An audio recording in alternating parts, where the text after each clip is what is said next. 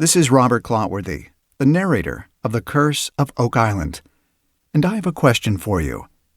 Could it be that you are listening to The Curse of Oak Island and Beyond live stream?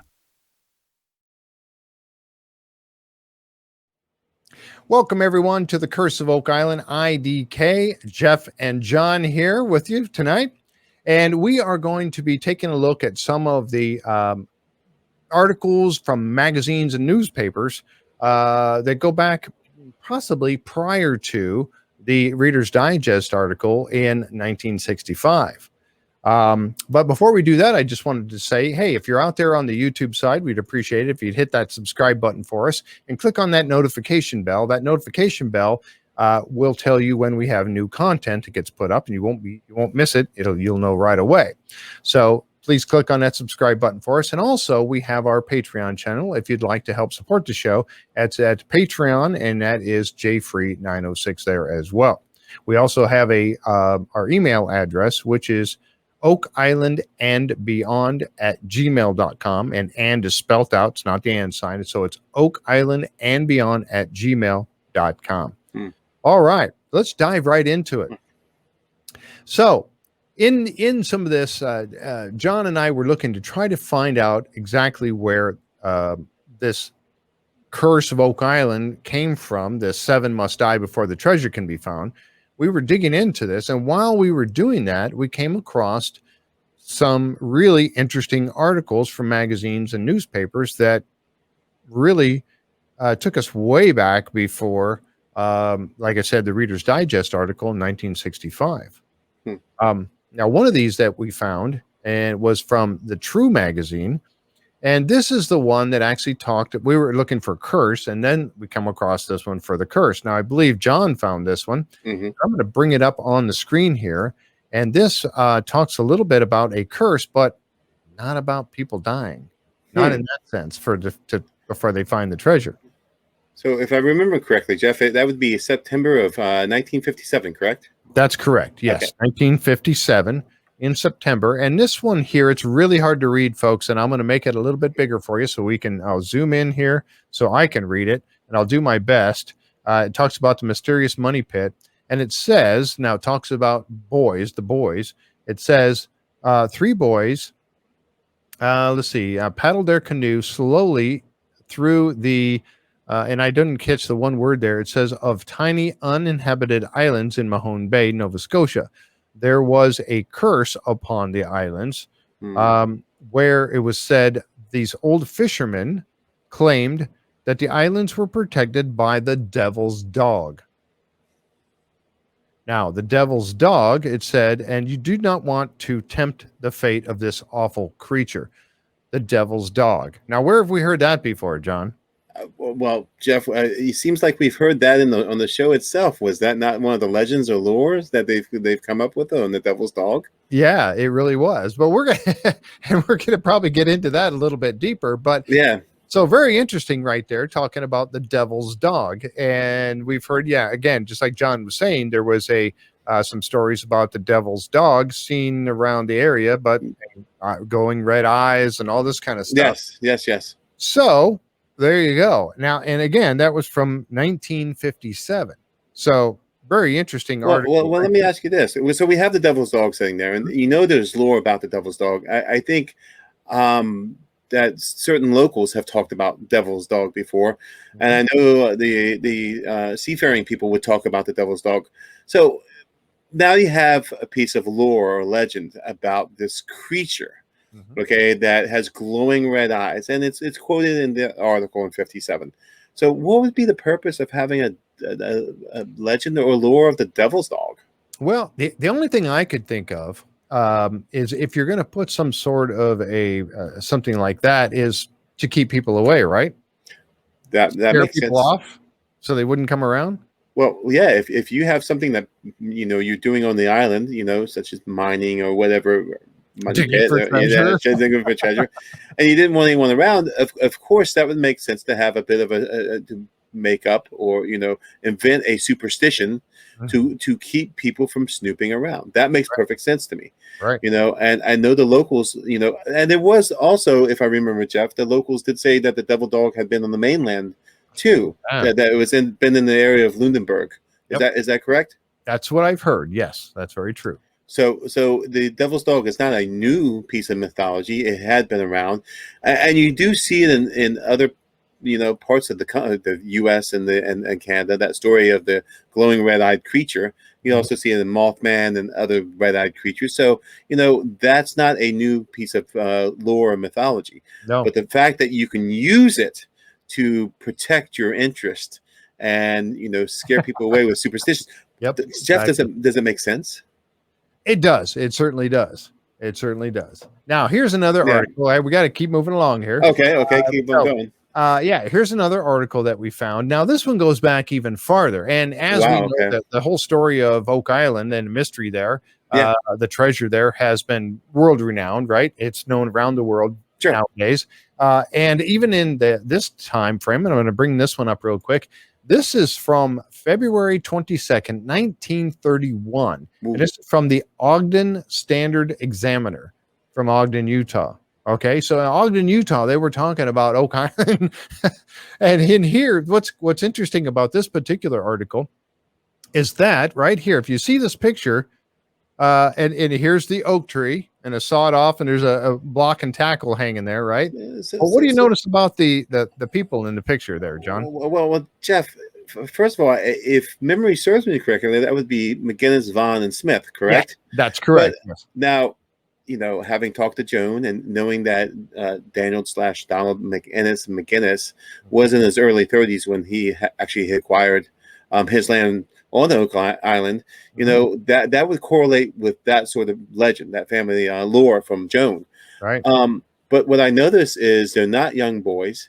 They're not carrying a lantern. There's no boat involved, but they actually look like some kind of raccoon or beaver caps, and like Daniel Boone, and one's holding looks like a 12 gauge shotgun, or a musket or something, or a musket. Yes.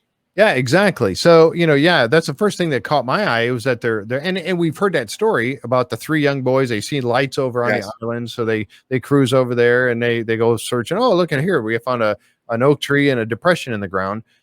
When in fact that, as you just stated from Joan McGinnis, taught the fact that they were not young boys. But it certainly does not correlate with the legend of the boys being very, very young. And in fact, the legend says the McGinnis himself was 16 when they saw the lights and rode on a boat to find a depression in the ground. Right. Now I know the article, Jeff, and I'll let you read it because it's really, really small on my end. But the article says something about that. So can you read a portion of the article? I can it's really hard because unfortunately these are copies or whatever. But let's see. It says right here, 1795, the old oak with the sawed off limb, first seen by adventurers, woodsman McGinnis, Smith, and Vaughn. Okay, and then it talks about the pit, the 100-foot dug to the 100-foot level in I think that's 1803. With the man-made platforms found every 10 feet. So right there, it talks about the fact that they were men and not young boys, and that they came across the oak tree, and while they were, I would say, probably hunting, I think is what they were doing initially, and they came across the oak tree. So anyway, just pretty interesting. Interesting right there. Yep. Okay, so let's see. Let's go. So do we have anything that dates back even further, Jeff? Yeah. I mean, I love this. I love this. But can we? And that article was written when, Jeff? That one was in February 22nd, 1931. 31. So do we have articles about Oak Island that date back even further? Yes, we do. Oh, let's pull one up. All right. So what we do is we have this one here. Now, this one doesn't show the date, but we do have the date of it. Let's see. Let me bring this one up here. I believe this one was September 1st of 1864. So, hey, Jeff, can you mind reading that for everyone? All right. It says several of the Oak Island speculators are now in town and report that they are close down on kids' buried treasure. Oh, here we go In with kid. fact, they can almost hear the doubloons clink, the jingle of the doubloons in their pockets or whatever, Yeah. and the jeweled candlesticks rattle. But unfortunately, the steam boiler has given out. Okay. And the delay for repairs caused the grand discovery to be postponed for a few days yet. Steam boiler. So they were using a steam boiler to do some sort of a digging operations. That's an IDK. I mean, I just don't know. Yeah, exactly. For sure. But and the thing that note here was kids' buried treasure, I think, is because back then they were still talking about this being Captain Kidd's treasure. Right? Yeah, yes. Kidd was. So what do you know about Captain Kidd in the area from that time? Well, Captain Kidd had been rumored to be in the area. I know there's hundreds of islands in the area, and it's not far from places like Boston, but it would have been a very easy place for pirates to hide. And Kidd was rumored to be in the area, and in fact, he was rumored to have buried some of his treasure in the area. Right now, I think we had something that we were looking at earlier, Jeff. What was it Oak Island in which he buried his treasure? That's the question. Right. Here's that's very true. We don't know. And we don't know. We know that there has been confirmed other, writings confirmed elsewhere to say that there were pirates in the area, and James Anderson being one, so we know that there were definitely pirates in the area. And Peter Easton would have been another one. And Court Lindell has talked about Peter many times. Yep. So we know there were known pirates in the area of note, and then of not of note, lesser pirates, but that is still we're burying or trading or laundering whatever in the area, whether it be money or whatever. Exactly. Yep, exactly. So, and here's another article, and I'm going to bring this one up here real quick. This is one that you had found again. So here is another article, and I believe this one is from October 20th, 1866. Okay. Let's see. And this is one that you had found. Okay. The strange story of the findings near St. John, a portion of a treasure secretly by pirates a century ago, seems to have been a fact after all. The quaint old coins and their almost obliterated inscriptions, which are yet sufficiently legible to show that they belong to an age long gone by, and have been handled by the, what's the word there, Jeff? Curious and skeptical. Thank you. Who have gone away with their doubts dissipated, and probably wishing that they had been their good fortune, to be at hand when the bank caved in and revealed the old crock with its valuable contents. A crock. Contents. That sounds like an old, almost like a. I know. I'm visiting like some kind of vessel where these coins are being kept. So that's the first I've ever heard that. Right. Okay, and this is interesting. The diligent search would be made for other treasure. And this is it. So in this little snippet, they have some sort of evidence in the background of additional treasure, which the Parchment says lies hidden nearby, and it seems not improbable. Yeah. So what do you think about that, Jeff? I've not heard. We have to dig up what's going on with this Parchment. I have. It's the first. When you and I were looking at this is the first I've ever heard of a Parchment with designated places for treasure. Yep.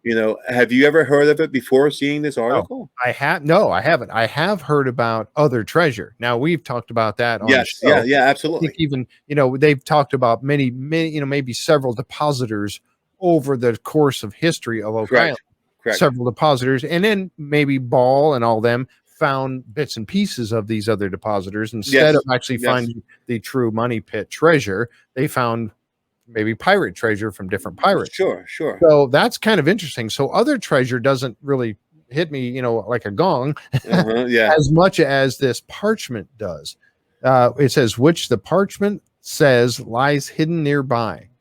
I need to know more about this Parchment. I have no idea. But the Parchment, if Oak Island 2 sentences down, the stock will rise in consequence. That tells me that the Parchment has a reference somehow to Oak Island. Would it not? Is that the implication? Yep. The old gentleman under the direction of spirits. Now, this is a kind of, do we mean alcohol or do we mean like the undead?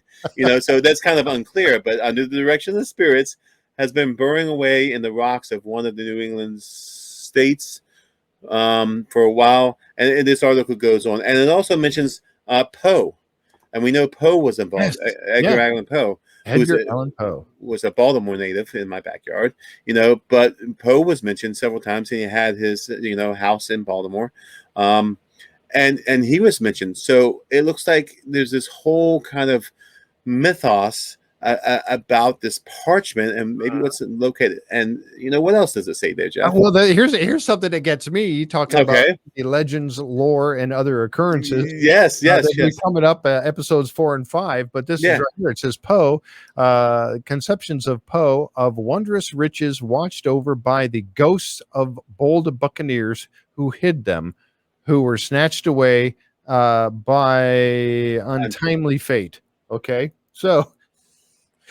Oh my, right? Okay, so we were talking about spirits and ghosts in the area, and again, this is pirate folklore, right? Yes, absolutely. But I'm not going anywhere near Oak Island if I'm the least bit superstitious. Again, goes back to what you were saying. You're right. Yes, it's going to be used to scare people away, to keep them from coming over, and right. Absolutely, but I still don't want to walk away, but we will. I know we're kind of getting close to wrapping this little episode up, but what is this Parchment? What Parchment are they referring to? Right. And there was a small portion of Parchment they pulled up in the money pit at one point, but that just had a couple of, like, a letter on it, half a letter. Right. So, but there's some kind of map of Parchment there or something. I mean, I'd love to see what this is. I don't know what they're referring to. Right. But it needs to be investigated. I think I'm agree, and that's what people are for out there watching. Yeah, you guys can dig into this. Help us get this. This whole stuff that we're doing here. I'll say real quick, it's IDK. We don't know. These are things that we're finding. We're not saying that this is the final tally on this or anything like that. It's the final statement. These are things that we're finding that we are bringing up for consumption, just to see what you think. Yeah, it's about your consideration, and we've had very lively discussions back and forth on the Facebook page already about other episodes that we've released. And I tell you, Jeff, it's something to consider. We're not saying it's right or wrong. Right. We're saying this is a line of thought. Exactly. And Jeff is from line of thought. I do. I like that. Very good. Whether true or not true, there are certain organizations, people over history that prescribe to a line of thought, and that's just exactly what it is. Exactly. It may be proven to be false at some point in history, as history records it, or may it may be true. It may be an actuality. Sometimes legends and lore actually have an actual basis for the legends and lore. Right. So at least parts of them anyway. Or parts of it, which has been embellished over time. Exactly. And Joan and I have talked about this in her family history, and as these legends and family lore get passed down over and over and over again, there's like the game of telephone. It's not quite the same, 5 generations, 6 generations, and it gets embellished a bit, and that's just how family histories work. Yep. I'll tell you what. The whole idea of Captain Kidd. Okay.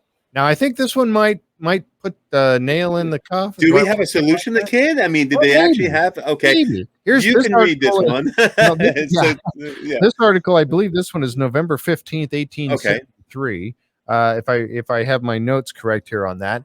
And this one here talks about Captain Kidd again, right off the bat. Okay, great. What's interesting in here, and I don't want to read the whole thing for you folks. And by the way, we will link these in the chat or in the message board, or the comments, I should say, the comments of this YouTube. I will link these in there so you can go and see them for yourself as well. But this particular one talks, and now this is the publication in the New York Herald of graphic account of the toilers of the Isle. And it gets down here and it talks about the captain's. It said New York State who asserts that Captain's Kidd Captain Kidd's treasure was buried on an island in the Bay of Fundy. That's now, right. Now we know the legend, the lore of Kidd, that Kidd buried his portion of his treasure somewhere in the vicinity. We Right. know that that's consistent to a lot of lore. Right. But Bay of Fundy is true. And viewers, please feel free to research this. Like Jeff and I, Jeff's becoming an excellent researcher, and he's going through, and we're researching this together. And Jeff just has a real kind of gift for researching here. So if you see something and you want to research with the both of us, feel free to post that into the chat. Mm-hmm. Absolutely. Yeah. So, and like I said, these will all be linked. We'll link them in the chat so you guys can go check them out for yourself and read into them even further. This kind of stuff, and like you just said, and I appreciate your words on that for me, but I just find this so very interesting, and that's why I love to dig into it. I think it's in here somewhere, but it did talk about the fact that on his deathbed, he was talking about this, imparted information. Okay, Captain Kidd's date of death was May 23rd, 1701. 1701, and I just heard thunder. Okay, so if I lose power here, it's all good. All right, I will try to get on with this. Okay, so that was kind of Jeff, that wasn't thunder. It was the devil dog. Oh, that was a devil dog growling at me. Okay, wait, I'm not sure looking.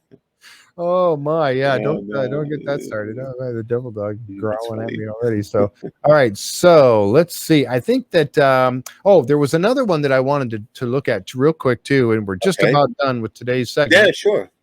There was another magazine oh boy, I'm gonna try to get the date on this. Let's see. I'm gonna bring this up real quick. This is the Coronet, and this was a Coronet magazine, and I'm gonna try to get the date. It says July 25 cents, and I don't see the date on here. Wow. It's just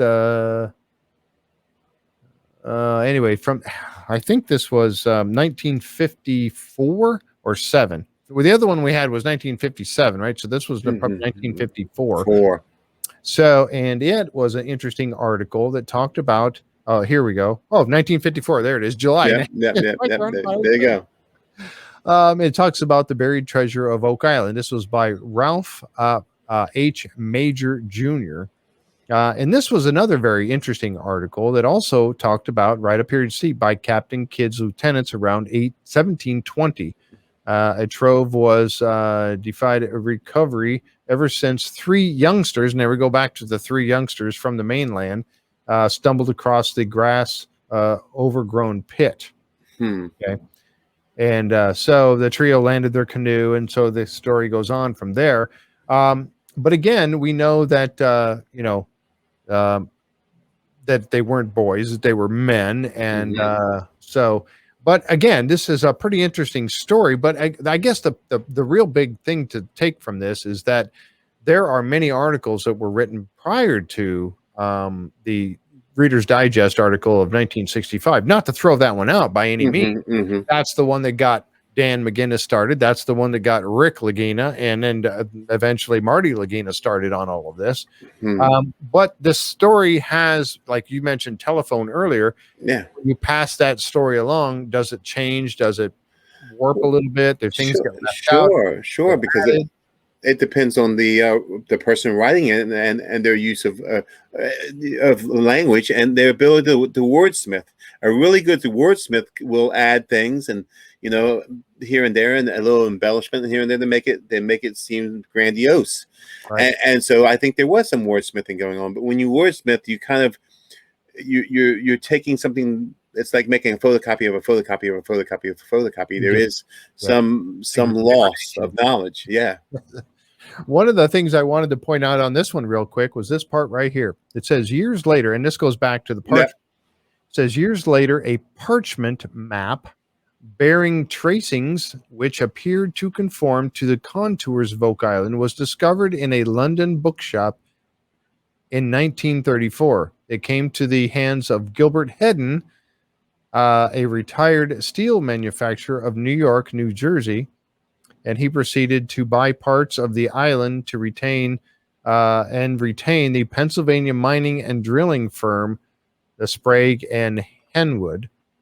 Okay, so there you go. So there's a piece of parchment. Now, was that What do you think that was? That referencing that same piece of parchment, or was that something that maybe a very lady that we know of that wrote a book about all of this? Messina, yes. Rena Helprin, was that her? That wasn't actually a piece of parchment, was it? Oh, No, it was just kind of a hand sketched something, right. or a Copy. photocopy. It was a copy, yeah. What's interesting is, you have this kind of parchment theme going on, and there's been a couple different pieces of maps and parchments, and they seem all to kind of be emerging from the same place. Yes. And for me, it's always someplace in France. Yes. And Yes, why is it over there? why is it over there? Court Lindell and I have discussed the kind of the whole French connection, and why did Jefferson go to France? It's always about the French, and James what is it? Wilson, Yes, and Gretchen Cornwall, and Corian Mole. we know the Templars had the Templars. If we're thinking Templars, and again, this is the line of thought, would have been in France, and they would have coexisted with the Moors in the south of France. So there was some definitely information that was exchanging between those two organizations, and you have what's so significant about France, and it's been said over and over and over again. And here we have another parchment. Yep, and it's another IDK. It's another IDK, and boy, I tell you what, it's really banging outside. I just a second ago, so I don't know. Jeff, we have to wrap this up. The Devil Dog's on his way, Jeff. Yeah, we do, we really do. Okay, so anyway, again, the Coronet Magazine, July 1954. Check that one out too. And again, we'll try to link these for you in the comments below. Woo. Yeah. Yeah. That was another light flicker right there. Wow. It says we're still recording, so we're going to continue for a second. Now, one last thing, and then we got to wrap this one up. Yes, sir. And I'm going to let you talk about this one, and then I'm going to get ready to wrap things up here. Okay. Oh, okay. Can we blow that up a little bit, Jeff? Yes. You want just the writing? The writing, yes. One of the reasons McGinnis, Smith, and Vaughn were so excited to investigate the Dirt Depression on an otherwise nondescript island is they really thought that this had to do with the golden age of piracy that occurred between 1690 and 1730. And at the time, Nova Scotia had only a few European settlers, so pirates were all up and down the Nova Scotia coast. Right. It was a quick hop from Boston. You could do your piracy outside the colonies and quickly hop to Nova Scotia, which wasn't that far away, and be able to hide your loot, or move it somehow, launder it, or however you're moving this, your quote financial gain. Right. With over 200 nautical miles separating the Nova Scotia area and Boston, pirates were known to frequent areas near Oak Island.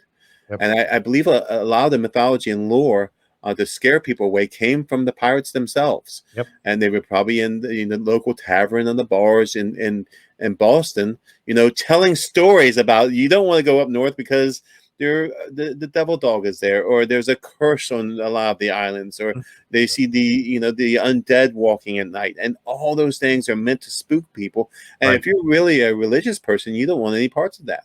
Exactly. I mean, I don't particularly want any parts of the devil dog, or a undead skeleton walking my way. So, yeah, I'm gonna have to get this wrapped up. I just heard a very loud bang. Oh my God! This was talks about Captain Kidd again, and the unspecified wealth of the treasure before his capture in 1699. And that gentleman, Conlon, what was he? Who is he? Conlon was a writer, Jeff. Who wrote about the treasure on the Nova Scotian coast. There you go. All right, folks. Well, there you have it. And we're going to wrap this segment up and talking about some of these old articles of the Curse of Oak Island. And we will continue on with episodes 4 and 5 coming up in the next Wednesday and Saturday going forward. So if you like these, let us know. Say so in the comments. And as I said before, the comments are held for review because a lot of times we get some really bad stuff out there. So I weed all that stuff out. That's why they're held. So we wow. And Jeff mentioned the YouTube channel, please. Oh, and the YouTube channel JFree906, and also our Patreon channel JFree906. If you'd like to help support the show, we appreciate that very much. And right there is our YouTube channel. So thanks again, folks, for joining us on this particular episode, and we will see you next time right here on the Curse of Oak Island IDK. Bye-bye now. Bye.